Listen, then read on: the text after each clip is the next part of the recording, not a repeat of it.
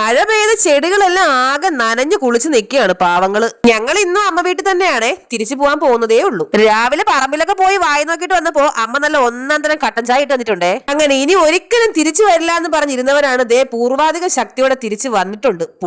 പുട്ടിന് കൂടെ കഴിക്കാൻ കറിയും ഇല്ല പഴവും ഇല്ല. ഇത് എങ്ങനെ എന്റെ തൊള്ളയെ കൂടെ താഴോട്ട് ഇറങ്ങി പോകുന്നോ. എന്നാ പിന്നെ മിക്സിയിലിട്ട് അടിച്ച് ജ്യൂസ് ആയിട്ട് കുടിക്കുക അമ്മ ഈ വറുത്തോണ്ടിരിക്കുന്ന മല്ലി മേടിച്ചിട്ട് മാസം 3 ഇനിയെങ്കിലും അത് വറുത്ത് പൊടിച്ചില്ലെങ്കിൽ വീട്ടില് മല്ലികൃഷി നടത്തേണ്ടി വരുമെന്ന് അച്ഛൻ. തീതുട്ടിക്ക് കട്ടൻ ചായ കൊടുക്കാത്തതിന്റെ പ്രതിഷേധം അവൾ ആ ഗ്ലാസ്സിൽ തറക്കി അടിച്ച് തീർക്കുന്നുണ്ട്. ഇനി ഇവിടുന്ന് നേരെ തിരിച്ച് ആയൂർക്കുള്ള വീട്ടിലേക്ക് പോവുകയാണേ. ആയൂർക്ക് പോകുന്ന വഴിക്ക് പുതിയ ചായക്കട കണ്ടിട്ട് അവിടെ ഇറങ്ങിയതാണ് കേട്ടോ. ഇനി അവിടെയും കൂടെ ഒരു പറ്റുവെക്ക് തയ്യാറാക്കി വെക്കാം. അവിടെ വന്നപ്പോ ഒരു പ്രത്യേകത തോന്നിയത് വാഴയിലാണ് എല്ലാ പലഹാരങ്ങളും ഉണ്ടാക്കി വെച്ചിരുന്നത്. അവര് പാവം കൊച്ച് എന്തോ ആലോചിച്ചിരിക്കുകയാണ് എന്നല്ലേ നിങ്ങൾ വിചാരിച്ചത്?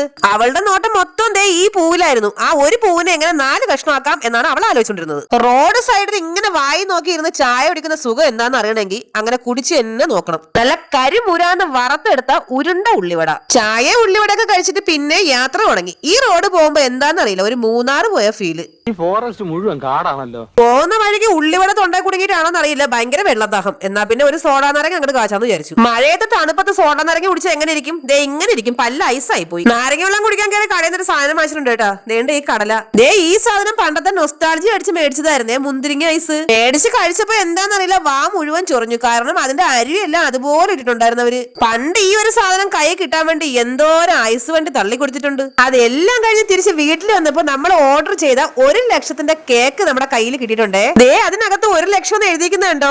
എന്റെ അമ്മയെ എനിക്ക് എന്തൊരു സന്തോഷാണോ.